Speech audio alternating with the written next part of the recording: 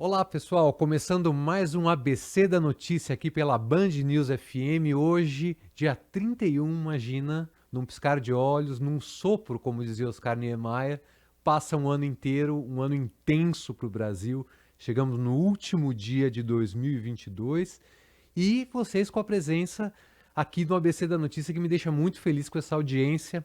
Hoje, sábado, o ABC da Notícia, para quem não sabe, é o programa da Band News FM que traduz o noticiário da semana. Procura trazer para vocês os assuntos mais quentes da semana e explicar como a gente brinca em letra de forma. Hoje eu estou feliz pelo tema do programa, pelos convidados que eu tenho, mas estou triste por estar sem a Polly aqui, porque ela também merece descansar. Então hoje eu estou sozinho apresentando o ABC da Notícia, eu sou o Alexandre Sayad, para quem não me conhece. E véspera de um ano novo que começa com novos governos estaduais e um novo governo federal promete, depois de pelo menos 2 anos aí de muita turbulência econômica, política e social no Brasil. Por isso a gente selecionou aqui para essa virada de ano dois temas para traduzir para vocês que a gente considerou muito importante para se entender melhor. São temas que, num primeiro momento, podem parecer simples, pode parecer porque a gente lê o noticiário, a gente já entendeu, mas os nossos convidados vão nos ajudar nas nuances, para a gente entender com profundidade esses temas. O primeiro deles é o seguinte: o que afinal é um projeto de nação? Ter um projeto de nação. Né? Será que o Brasil, em algum momento da sua história, pelo menos republicana, já teve um projeto de nação? Vamos tentar entender o que significa isso e se existe algum a caminho ou se a gente já tem. E depois, no segundo bloco, a gente vai aprofundar a razão ou enfim, os motivos que tem por trás da escolha de mais de 30 ministérios do novo governo que começa amanhã. Né? Até hoje, esse programa é gravado, é bom a gente frisar, a gente tem 34 ministérios no próximo administração federal do governo Lula. A gente não sabe se esse número ainda vai mudar. O que significa isso? É muito gasto? É mais eficiência? Influencia na gestão? Comparado com o resto do mundo, como é que o Brasil está? Tem muito mito, tem muita história que não é verdade sobre isso, e é isso que a gente vai tentar desvelar aqui. Eu queria, primeiro de tudo, agradecer aqui os nossos dois convidados que vão nos acompanhar nesses próximos 26 minutos de programa. No estúdio comigo, eu tenho o prazer de ter o nosso querido Pedro Costa Júnior, comentarista político e doutorando na USP, cientista político e doutorando na USP em Relações Internacionais. É isso, Pedro? Acertei? Acertou, Alexandre. Alegria estar aqui com você. Dupla alegria porque agora eu volto ao programa e volto ao vivo. Então, alegria estar com você. Muito Muito obrigado. obrigado A pelo última vez você convite. estava no link, né? E eu vou deixar já um convite para o nosso convidado do link estar presencialmente próxima vez aqui com a gente, que eu estou também muito feliz com a presença do Dr. Antônio Lavareda, que é doutor em Ciências Políticas e presidente do Conselho Científico do IPESP, que é o Instituto de Pesquisas Sociais, Políticas e Econômicas. Ele que é autor também de muitos livros na área. Bem-vindo, Antônio. Olha, Alexandre, é um prazer estar com você, um prazer estar com o Pedro também e, sobretudo, um prazer estar aí conversando com os espectadores, os ouvintes da Band News. Obrigado. Lembrando que esse é um espaço para troca de ideias, livre, pensar, refletir, aprofundar ainda mais o trabalho de jornalismo que a Band News FM faz no nosso dia a dia. E você pode participar mesmo sendo um programa gravado, como eu sublinhei. A gente tem o WhatsApp da Band News FM, se você é ouvinte já tradicional da rádio, sabe até de cabeça, né? Que é o 11 999 592 100. Você pode dar sugestão de pauta, comentar o programa de hoje, ou então assistir o programa. Se você está no carro, vai parar agora, quer ver inteiro, ele vai estar no YouTube da rádio. Você pode comentar na janela de comentários do YouTube da rádio e também no Spotify.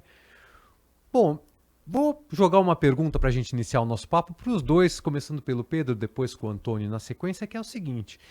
A gente, muito se fala, e os comentaristas políticos têm falado hoje de projeto de nação, mas eu queria ouvir da experiência de vocês como cientistas políticos notáveis que são, o que significa um projeto de nação, primeiro? Boa pergunta, Alexandre. Quer dizer, um abraço ao Antônio Lavareda também. Bom, essa pergunta é a pergunta mais fundamental, mais crucial e talvez mais difícil de ser entendida que uma nação tem para fazer a si mesma e, sobretudo, uma nação do tamanho do Brasil, né? Então, eu vou trazer aqui, já que é o ABC da notícia, alguns autores e, a partir daí, destes autores, tentar responder a sua pergunta, que é uma pergunta complexa. Eu vou nos intérpretes do Brasil, 3 deles que nasceram na primeira década do século XX, que são Gilberto Freire, Casagrande e Senzala, Sobrados e Mucambos, e que vai ser, digamos, de certa maneira, uma matriz para a gente entender isso.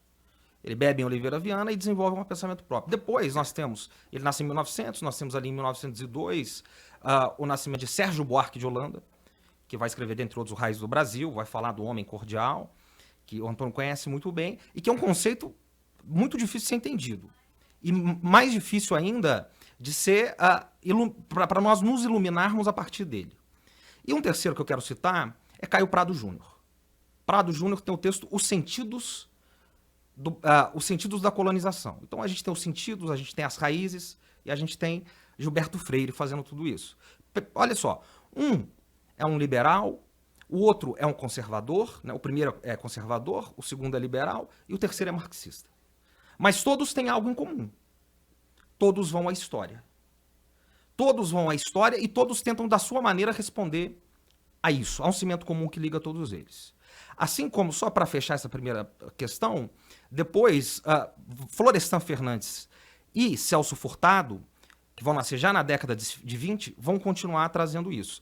E eu quero trazer o cimento comum depois, que pode nos ajudar a iluminar tudo isso a partir da obra desses intérpretes do Brasil, desses demiurgos do Brasil. Perfeito. Quer dizer, quando você diz conservador e liberal, a gente até fez um programa aqui sobre isso, é dentro do campo político, né? Você está falando dentro do campo político-econômico, sempre, né? Porque a gente descobriu que esses termos oscilam quando vão para outros campos, como, por exemplo, do comportamento e da moral, né? Então, você como cientista político fala sempre dentro do campo político, né? O conservador e o liberal. Perfeito. Lavareda, sua vez agora de traduzir o que é um projeto de nação para a gente.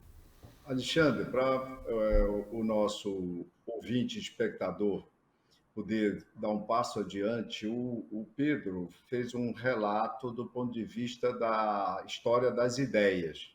Então, já que ele começou no campo das ideias, eu vou atravessar a rua, eu vou fazer um comentário do ponto de vista dos fatos, do ponto de vista da história dos fatos, do que ocorreu entre nós, resumidamente, obviamente, nesse período, nesses 200 anos de Brasil independente. Lembrando para o ouvinte espectador que um projeto de país ele se dá basicamente em 3 dimensões, de forma mais consciente ou menos consciente. Algumas coisas precisam ser de forma bastante consciente. A primeira delas, qual é a organização política que esse país, que essa nação vai assumir? Quer ser democracia? Vai ser uma democracia, como democracia vai ser república, vai ser monarquia constitucional, vai ser parlamentarista, como o Reino Unido, vai ser presidencialista, como Estados Unidos e Brasil, vai ser semi-presidencialista ou semi-parlamentarista, como Portugal, como a França, como, de certa forma, o Peru, que teve no noticiário de forma bastante recente. Então, o Brasil atravessou alguns desses modelos. Nós temos 200 anos de história de independência, 2/3 como república, 133 anos, e 1/3 como monarquia, como império constitucional, ainda que constitucional. Então, 67 anos. E no período republicano, nós tivemos repúblicas democráticas e repúblicas mais ou menos democráticas e repúblicas não democráticas. Então, vamos lá. Primeira República era uma democracia, embora o montante de participação fosse muito reduzido. A Segunda República, que começa ali com a Revolução de 30, vai até 37, ela é mais ou menos. Ela vai ter uma carta constitucional, vai ter eleições em 33, mas não era muito democrática. Tanto é que nós tivemos a Revolução Constitucionalista de São Paulo em 32, exatamente para pressionar na direção da democratização. Depois nós tivemos uma Terceira República, que foi o Estado Novo, essa é 37 a 45. Essa era não democrática, era era uma república, não era democracia e liberal, era simplesmente ditadura do Estado Novo. Vem a Quarta República, o período 45-64, era democrática, aí já com uma participação de massa de maior grau, de maior nível, embora não houvesse voto universal, analfabetos não votavam e muitos jovens não votavam, etc. Tal. Vem a Quinta República, totalmente autoritária, embora houvesse eleições, etc. Mas é uma república autoritária. E agora nós estamos contando nos dedos a Sexta República, a nova república que começou com a superação do autoritarismo. Essa é uma opção, é um projeto que o país faz de organização política. Eu fui mais detalhado nisso, mas só quero deixar as outras duas dimensões, que é um projeto econômico. Todo país tem que se pensar do ponto de vista da economia, o que ele quer ser, o que ele vai ser, o que ele persegue em relação ao seu futuro na dimensão econômica.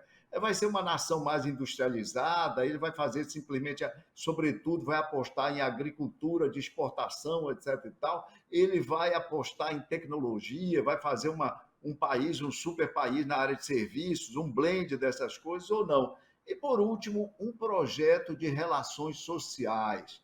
É um país que se preocupa com o grau de desigualdade.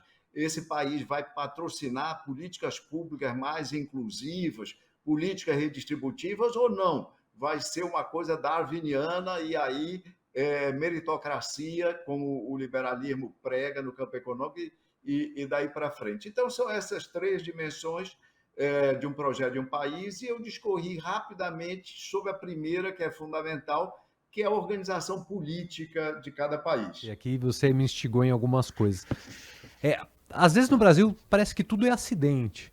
É que nada é planejado, que a gente vive num terreno acidentado constante, né? Parece que é um país de acidentes. Quer dizer, JK, quando a gente estuda JK, parece que a gente estuda um projeto de país. Até Getúlio, que, embora fragmentada a presença dele, né, parece que existia alguma coisa. Agora, minha pergunta é, neste momento, novo governo para entrar, existe um pensamento sistêmico desse governo em termos de projeto de país daqui para frente? Estou falando do governo Lula que está para entrar. Ou parece que a gente está remendando, essa pauta veio um pouco disso, parece que a gente está remendando os ajustes fisiológicos partidários aí, sem pensar no todo. Como você vê isso hoje, Lavaredo? Olha só, Alexandre, eu não vou falar do ponto de vista do que está ocorrendo, do que vai ocorrer, porque o governo começa a rigor amanhã. Né? Então, nós temos que falar nas intenções. Amanhã, 1º de janeiro, o programa está sendo veiculado hoje, nesse dia, último dia do ano. Então, amanhã começa o governo.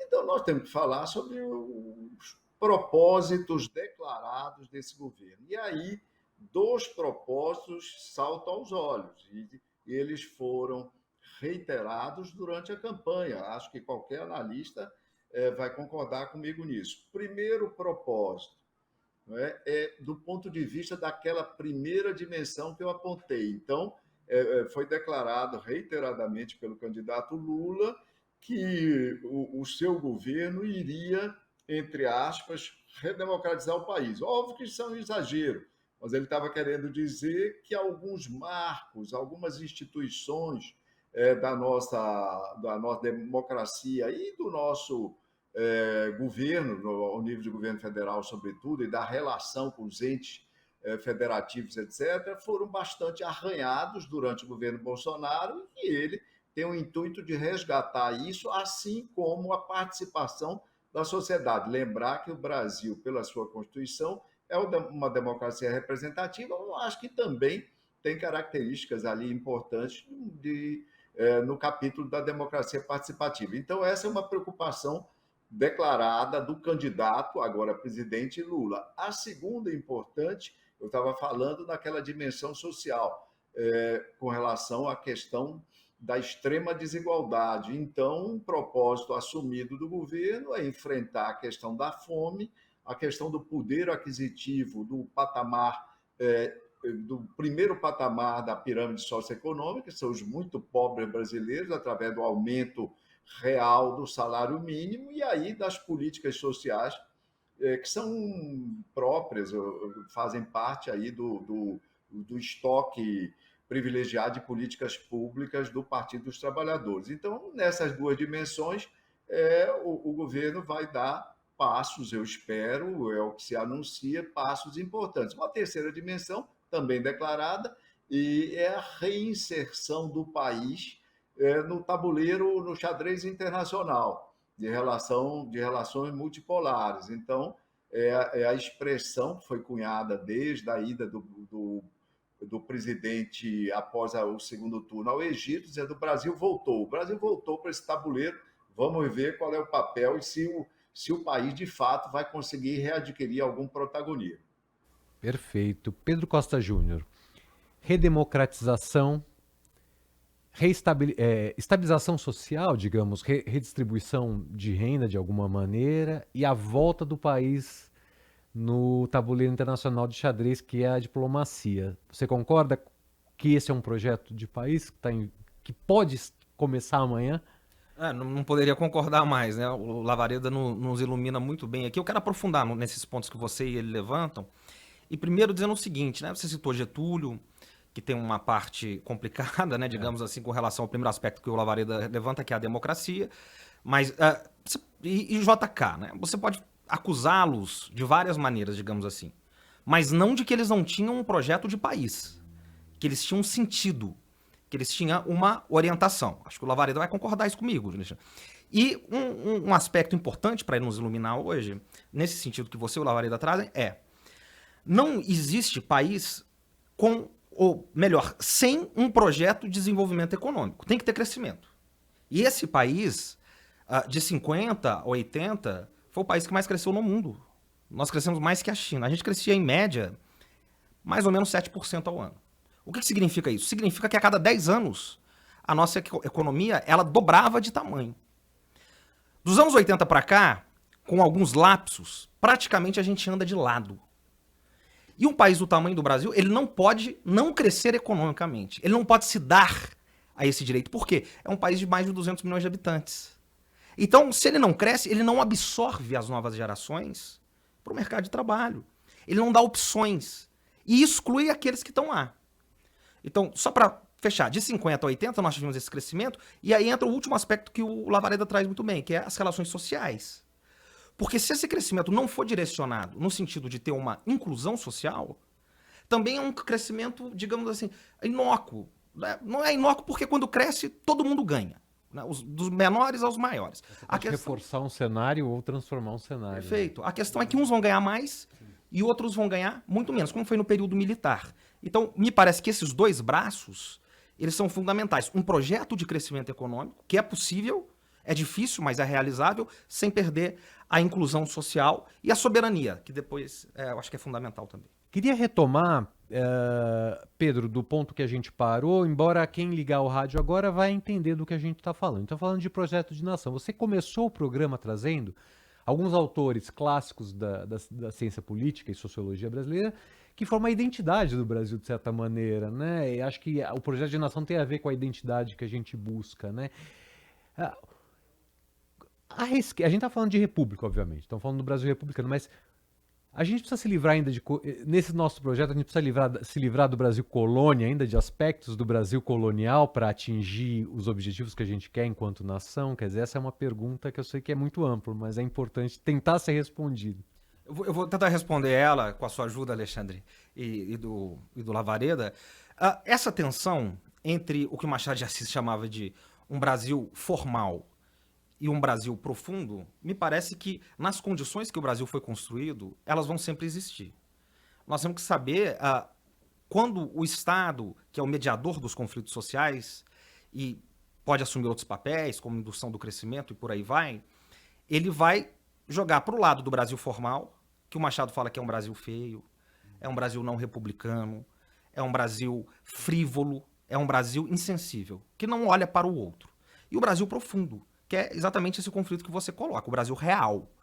E neste encontro, as forças políticas elas vão se misturar também. E aí eu quero só abrir aqui dizendo um aspecto importantíssimo que tem a ver com a soberania, com as relações internacionais e que parte da cultura. Quer dizer, como é que o Brasil vai ser projetado no mundo? E qual é a nossa diferença no mundo? Ou seja, no nosso grupo de pesquisa na USP, a gente se pergunta, o que o Brasil pode oferecer para o mundo além de matéria-prima? Porque aí tem um projeto de nação, e aí tem elementos que nos inserem de maneira diferencial no mundo. Absolutamente. Não é verdade? É, E aí claro. eu diria que a nossa cultura é única. Porque, veja bem, esse país produziu Machado e produziu Guimarães Rosa. Isso aqui produziu Elza Soares. Produziu Didi. Né? Então, esse Brasil tem coisas formidáveis. A gente tem que partir dessa força que vem desse Brasil, dessa cultura, e imaginar, né? O Celso Furtado dizia isso, precisa de inovação, que você sabe muito bem, Alexandre, imaginação e coragem.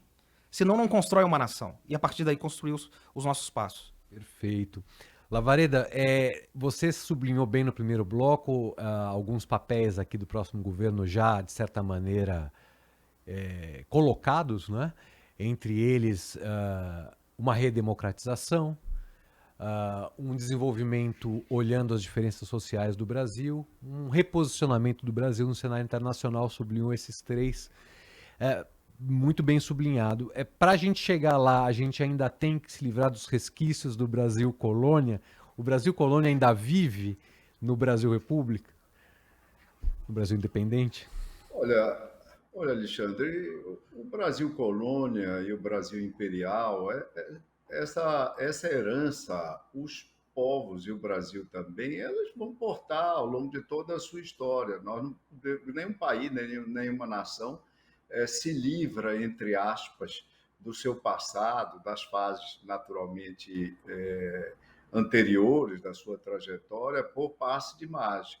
Eu acho que qualquer país, qualquer sociedade, qualquer instituição tem que ter consciência, conhecer o seu passado bem, conhecê-lo bem, para, como se diz, não incorrer em erros que já foram cometidos e para extrair desse passado, da história desse passado, o que de melhor há, né, nesses episódios para que sejam utilizados como ferramentas ou como tijolos, no mínimo adicionais ao processo de construção aí do seu futuro. Eu não acredito que o passado colonial brasileiro, ou mesmo do império, nos pese como um todo, do ponto de vista da organização política, por exemplo. No período imperial, nós tivemos coisas bastante interessantes. Nós tivemos um sistema parlamentar que era binário e que tinha uma alternância de poder razoável. Óbvio que a participação política era muito reduzida. Mas no período imperial, por exemplo, pouca gente sabe, Alexandre, nós tivemos, no período de regência, na transposição da regência trina para a regência una, nós tivemos no Brasil 2 eleições nacionais. O regente uno de 1835 e de 1838 foram escolhidos através de eleição nacional, eleição direta, para aqueles poucos eleitores, obviamente, da época. Era mimetizando as eleições presidenciais americanas. Então, tivemos várias coisas positivas. Óbvio que nós temos até hoje, e é natural, e isso está impregnado nesse racismo estrutural da nossa sociedade, nós tivemos uma escravidão, um sistema escravocrata que foi o mais longevo das Américas.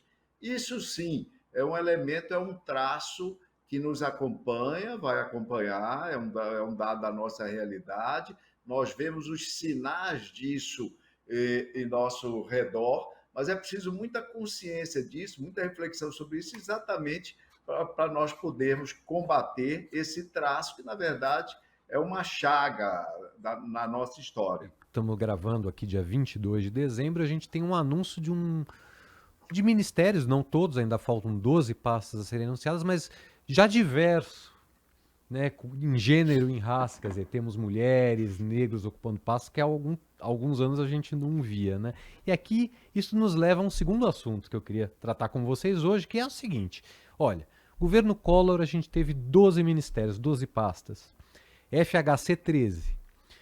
Nos 2 governos Lula a gente chegou a 37 ministérios. E no governo Dilma foi o recorde de 39 ministérios. Já o Temer baixou para 29, o Bolsonaro tinha prometido um número abaixo de 20, mas terminou com 23, e agora, até o momento, o Lula promete 34 ministérios até o dia 22 de dezembro, quando esse programa é gravado. Pedro Costa Júnior. O que significa isso? Ou seja, isso é mais gasto e pouca gestão? Significa mais eficiência ou pode ser uma cortina de fumaça que ilude a gente, no fundo é um sinal positivo para o Brasil? Como você vê tantos ministérios assim? A pergunta é muito importante, me parece, junto com essa, é quantidade e qualidade, né? Muitas vezes quantidade não significa qualidade. E, ao mesmo tempo, representatividade. Essa é uma questão fundamental da nossa agenda hoje, do século XXI e dos novos temas. Então, por exemplo, o presidente Lula vai fazer um Ministério de Povos Originários.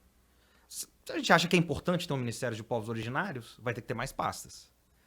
O presidente Lula está fortalecendo o Ministério do Meio Ambiente, né? Quer dizer, está dando ênfase. Então, quando a gente tem muitos ministérios, o Ministério da Mulher, da Igualdade Racial, que são todas novas pautas, é passível a críticas mais fácil, porque a gente é, digamos, treinado com uma mentalidade mercadológica, de que menos é mais, que a eficiência é o enxugamento, é uma parte da história.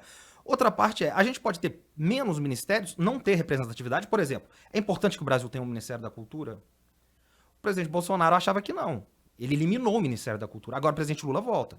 Então isso significa mais ministérios. Agora, mais importante do que ter muitos ministérios é que eles sejam eficientes. Você pode ter poucos ministérios, mas tem um Ministério da Educação que corta o orçamento da educação e troca por barras de ouro. Então, me parece que esse ponto é essencial, né? A representatividade e a qualidade desses ministérios. Inclusive, obrigado, Pedro. Inclusive, Lavareda, tem um dado aqui curioso, quer dizer, em 2019, quando o Brasil tinha 22 ministérios, a despesa do executivo foi de 301,6 bilhões com esses ministérios. Com 23 pastas, o governo gastou 325,4 bilhões, segundo informações da Secretaria do Tesouro Nacional. Ou seja, um ministério fez crescer quase 10% do orçamento. Quer dizer, muitas vezes...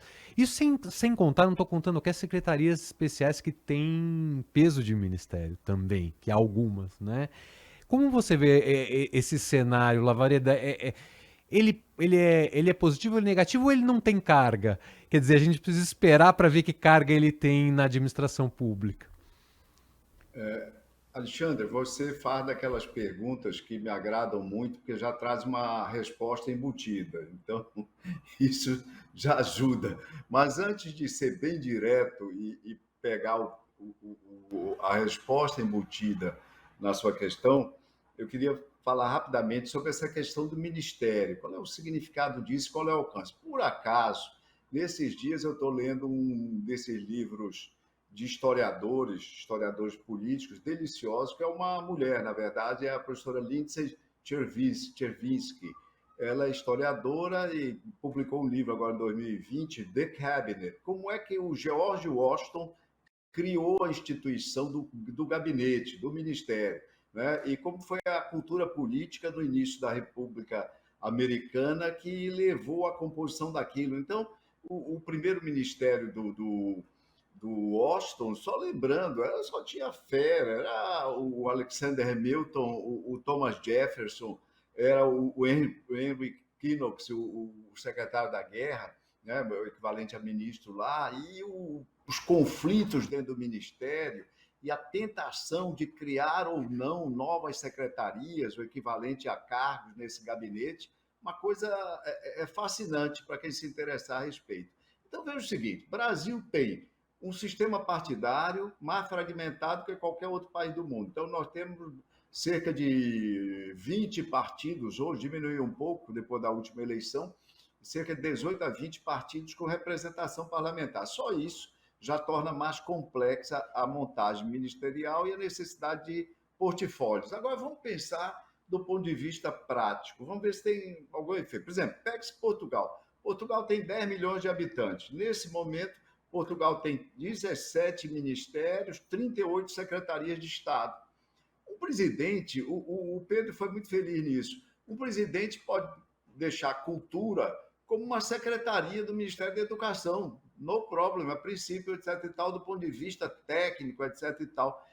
Mas será que os milhões de trabalhadores da cultura do Brasil se sentiriam representados, atendidos por nós termos essa dimensão, a questão da cultura e tudo que a envolve dentro de uma secretaria subordinada ao ministro? Logicamente que não. É uma aspiração dos trabalhadores da cultura esse ministério. Assim como é uma expectativa dos povos originários, dos indígenas, ter um ministério. Isso vai colocar a questão indígena num patamar de maior destaque, de maior relevância, que é, em primeiro lugar, merecido por esses povos e, em segundo lugar, necessário, porque, infelizmente, nós estamos, pelo que nós assistimos nos últimos anos, estávamos numa marcha batida para a extinção desses povos. Então, não há o que comparar. Por exemplo, o México tem 18 secretarias, que são 18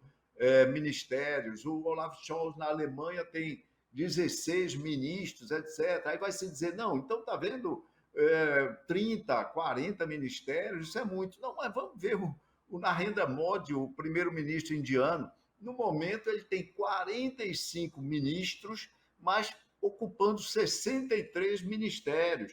Alguns deles, por exemplo, o Ministério da Informação e Difusão, quem ocupa também o Ministério da Juventude e dos Desportos, quem ocupa o Ministério do Desenvolvimento e Empreendedorismo, ocupa o Ministério da Informação e Tecnologia, etc. Mas são 63 ministérios. Qual é o critério para nós sabermos se esse número é adequado ou não adequado? Vocês já afirmaram e na sua pergunta você trouxe a resposta, Alexandre. Vai ser uma relação de custo-benefício. Óbvio que ter mais ministérios aumenta o custo agregado da administração, mas nós temos que ver o custo-benefício.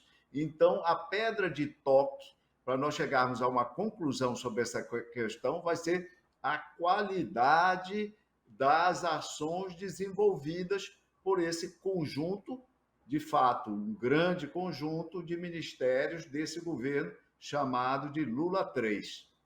Perfeito. Gente, eu adoraria continuar aqui, mas olha, eu vou dar trabalho para o nosso editor Gustavo Giovanni aqui, porque eu estourei muito tempo aqui. Eu queria agradecer demais aos cientistas políticos Antônio Lavareda, Pedro Costa Júnior. Muito obrigado por esse último programa do ano. É um significado muito especial ter vocês aqui. Foi um excelente programa. Eu agradeço a colaboração na produção executiva da Mônica Quezan. Pela Band News FM, o apoio operacional foi do Gustavo Giovanni e a coordenação do Renan Suquevicius. Eu lembro que esse nosso programa tem o selo da Unesco Mil Alliance, a aliança da Unesco de Educação Midiática. Você pode assistir o programa, se você pegou só um pedaço dele, pode assistir inteiro nas redes sociais, no YouTube da Band News FM ou no Spotify.